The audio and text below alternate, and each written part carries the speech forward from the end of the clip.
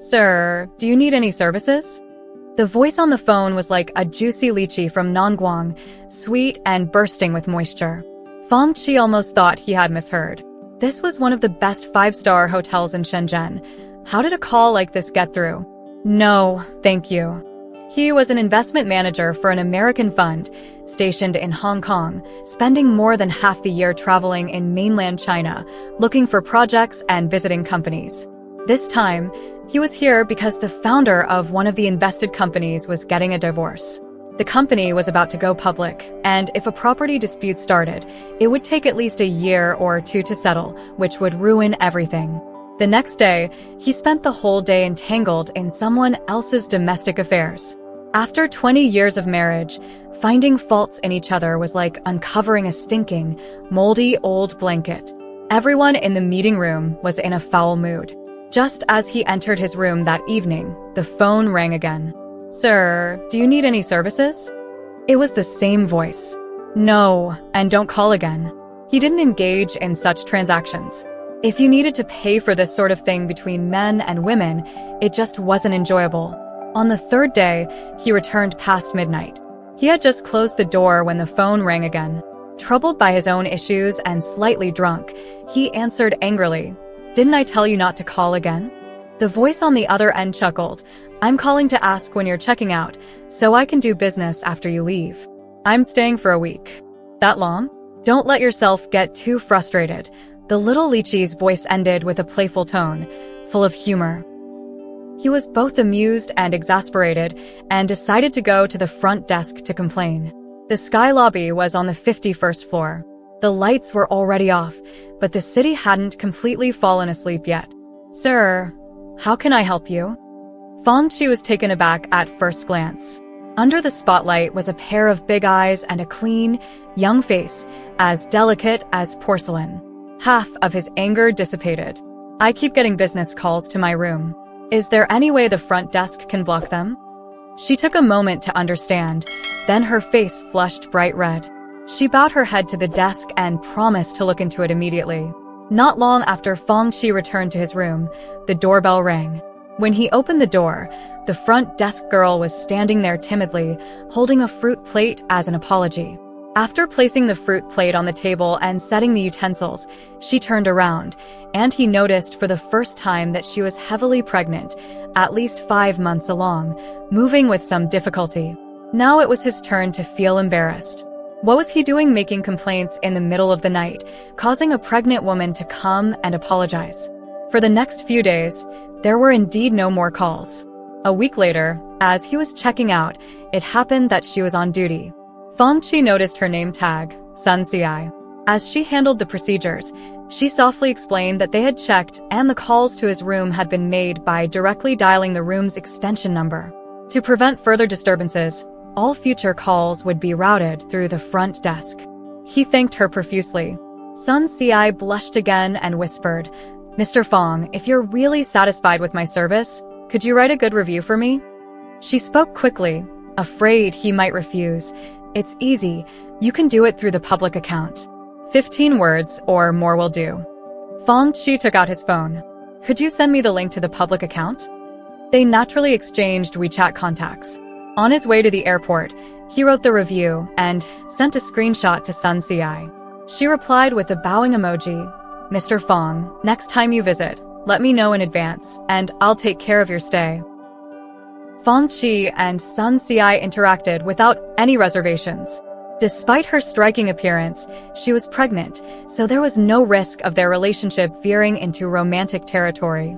Whenever Feng Qiongzi visited Shenzhen again, he would notify her in advance.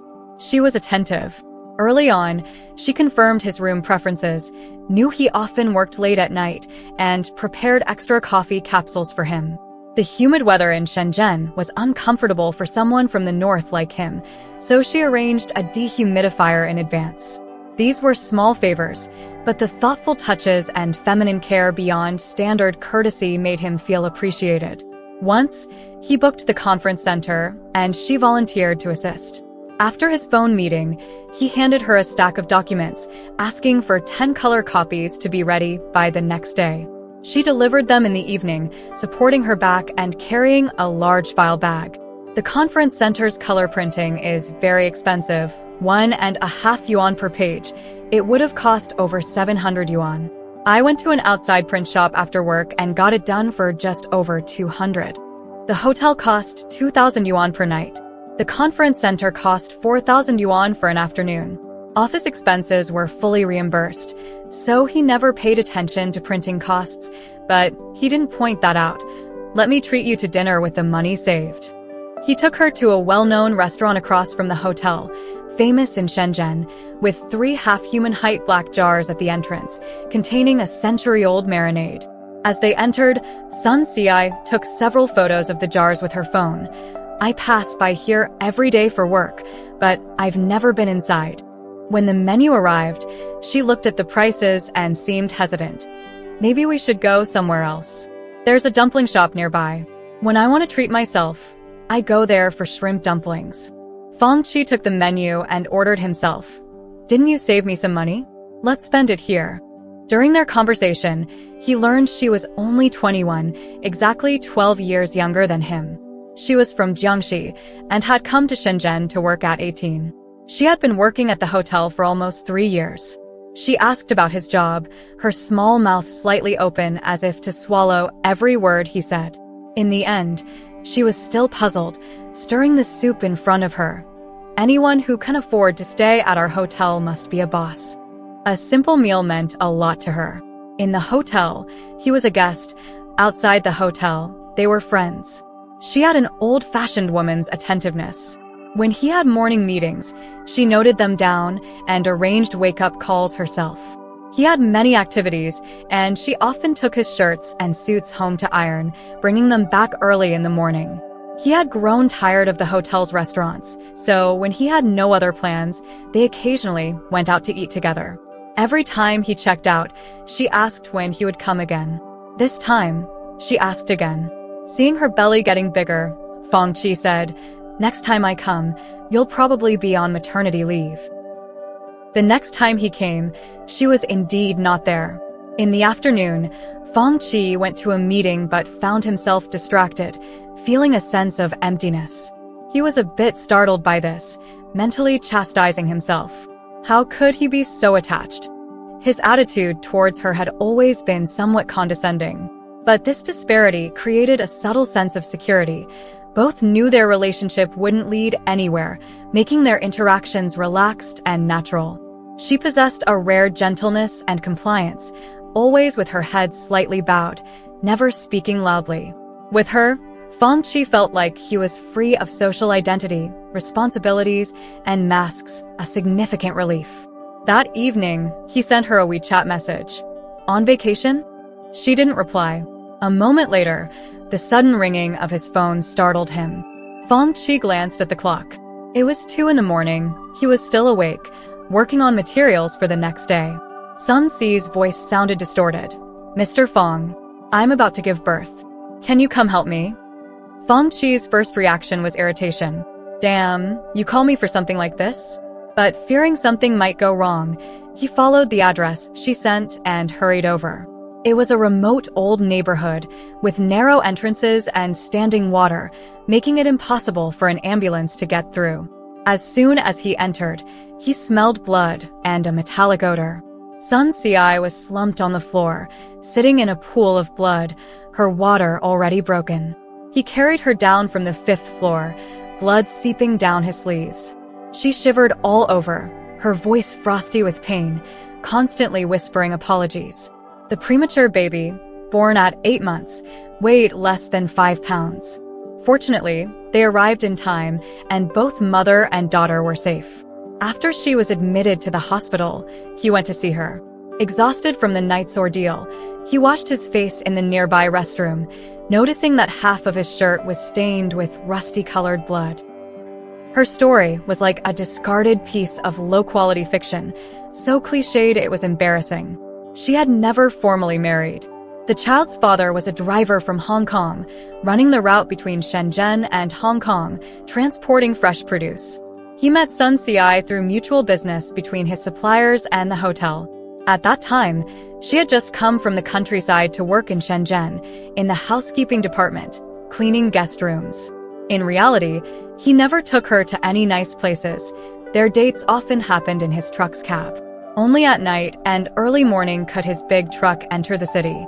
After her night shift, they would drive around Shenzhen's ring roads, listening to radio programs together.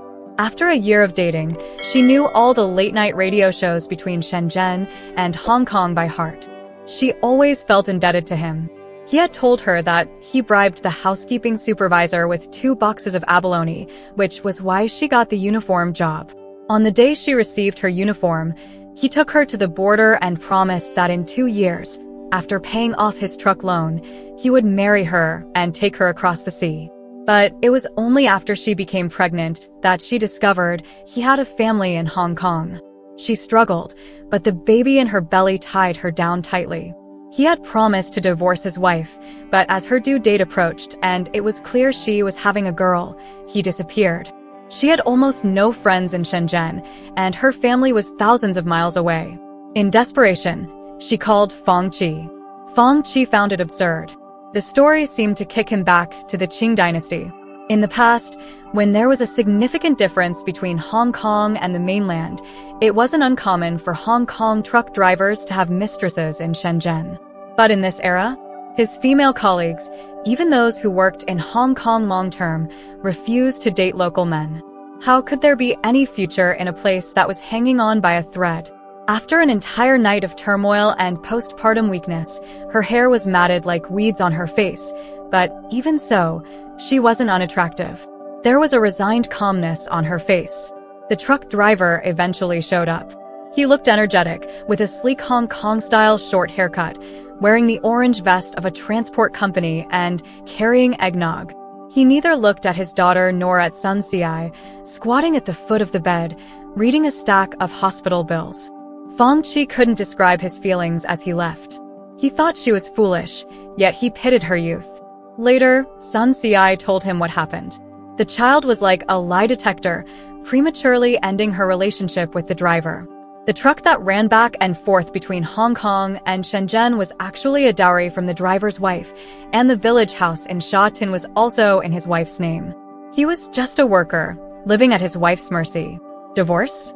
If he divorced, he would immediately be kicked to the curb, worse off than a hermit crab without its shell. If it were a son, he might have fought to keep him, but since it's a girl. Sun Xiai recounted the driver's words while looking at her daughter's face, and then she laughed. A scumbag, but not the worst. My daughter, I'll care for her myself. She and the driver officially broke up, their relationship quickly devolving into the thin stack of Hong Kong dollars he sent each month. After being discharged, Sun Xiai moved to a bigger, but much more remote place with her baby. People are like that. What starts as a hassle, after enough time, becomes a bond. Having gone through everything, Feng Qi and Sun Xiai actually grew closer. He joked with Sun Xiai that he had a special connection with the baby. Before she was even born, she had already splattered him with blood.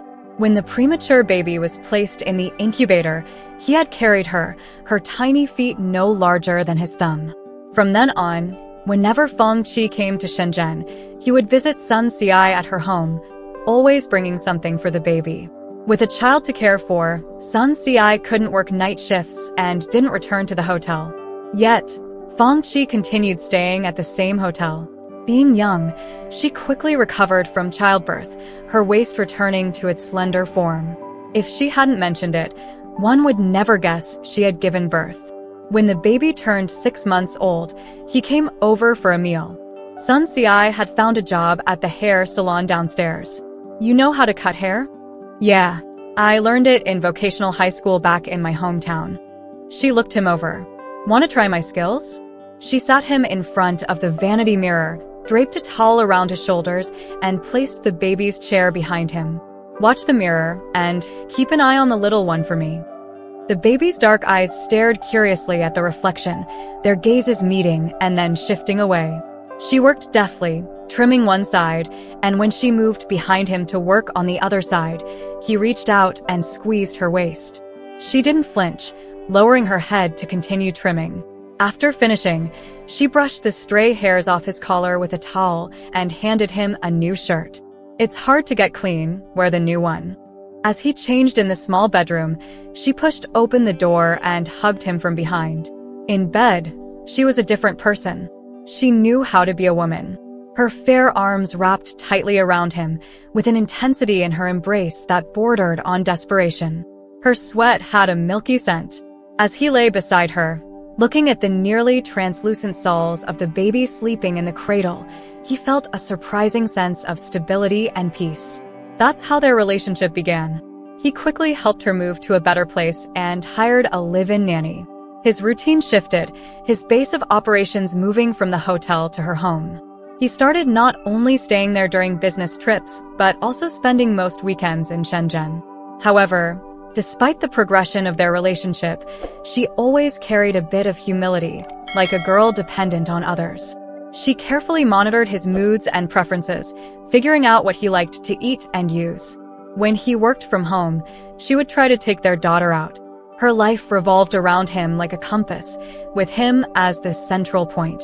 There was no mention of conflict. She never asked questions. Are you married? Do you have kids? What are we? Is there a future? She never asked. Feng Qiongzi had been serious about the relationship. One day, just as he entered the house, set down his luggage, and picked up the baby, his phone rang. Not paying much attention, he entertained the baby while answering the call. It was from the hotel, politely asking if he still wanted to keep his room reservation. He said yes. Sun Xiai emerged from the kitchen at that moment and asked, "You still keep a hotel room?" He nodded but didn't explain. The room was booked by his company secretary. He had never acknowledged having a girlfriend in Shenzhen within his social circle. Sun Xiai obviously understood the implication, and the atmosphere at dinner became a bit subdued.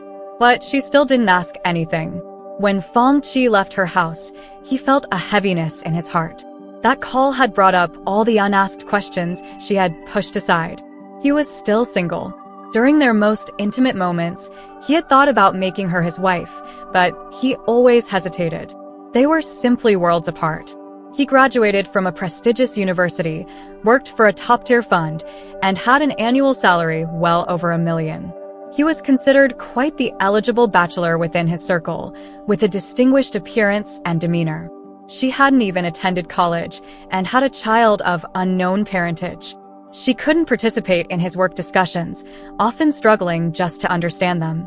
Their conversations were limited, revolving around domestic chores and the baby.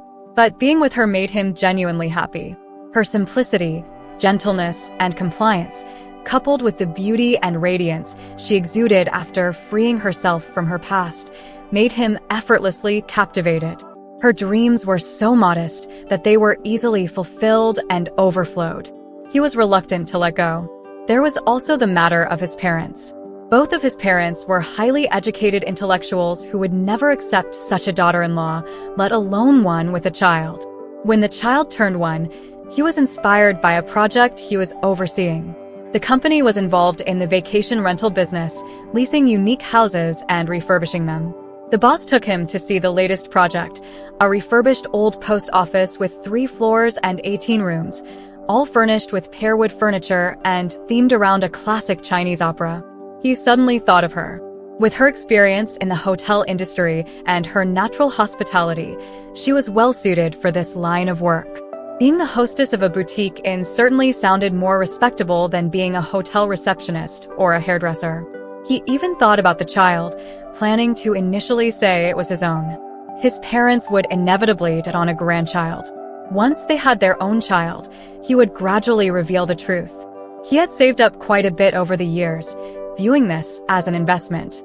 He planned to buy a stake privately and manage the operation behind the scenes, waiting for the right moment to tell her. What constituted the right moment, he wasn't sure. Once he told her, it would essentially be a proposal. For a long time afterward, Feng Qiongzi kept revisiting that night in his mind, the night when the introverted girl was just one step away from him. If he hadn't gone to the top floor, would Sun Xiai still be Sun Xiai? That day, after a meeting at the hotel, he was exhausted and decided to have a drink alone at the rooftop bar. It was already late, and there were only a few patrons in the bar. The night outside the large, hanging windows was pitch black, with only a few stars visible. He couldn't help but recall that on the night he met her, it was around the same time. She had been standing behind the front desk, like a beautiful porcelain vase, and he hadn't noticed she was pregnant.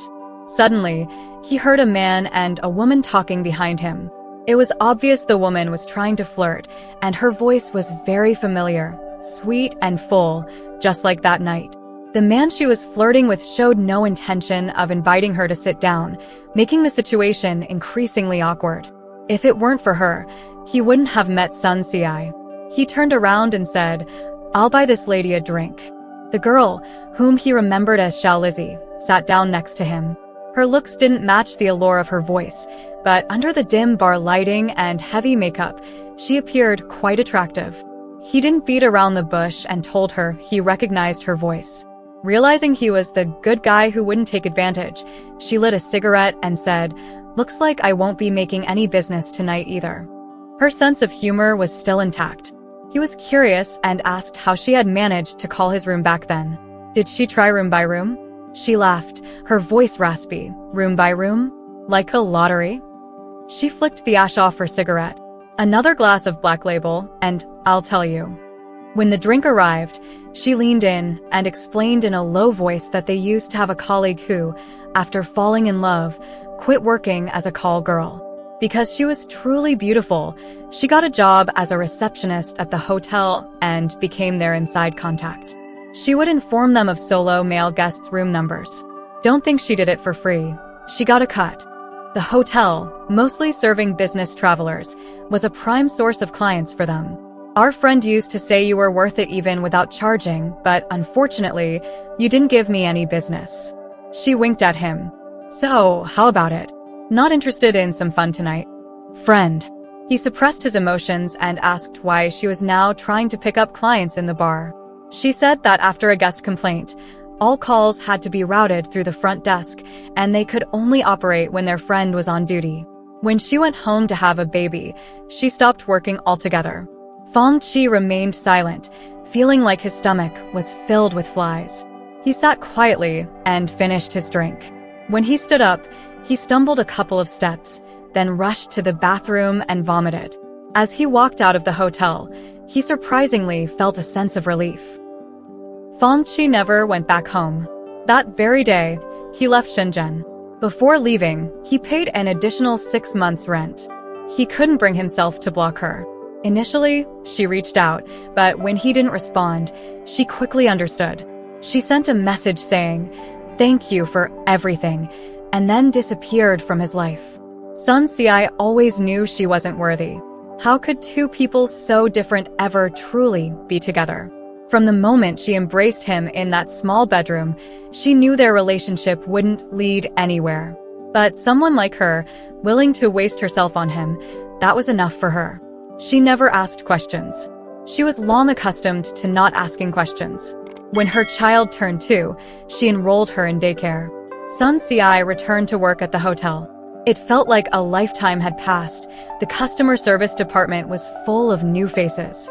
While processing her reemployment paperwork, she inquired about Zhu Yun, her former colleague who had started working at the hotel around the same time. Though not friends, they had often worked together closely in the customer service department. "You don't know?" The manager raised an eyebrow, signaling her to close the door. She told people she left to have a baby, but she was actually fired. She was transferring calls to call girls in the guest rooms and taking a cut. Quite the scheme. Thanks to her, even the head of the customer service department got the boot. Standing behind the front desk again, Sun Xi's mind wandered back to the past. It was because of a complaint from him that she met Feng Qiongzi. Zhu Yun had been involved in redirecting calls for the call girls, and while Sun Xiai knew a bit about her former colleague's side hustle, she never fully grasped the extent of it. What she would never know was that Feng Qiongzi had considered a future with her. However, due to a minor misunderstanding, their paths diverged significantly. Under the warm lighting, Sun Xiai stood like a silent porcelain figure, thinking to herself with self-doubt, wondering what kind of person he would eventually marry. She just didn't have that kind of luck.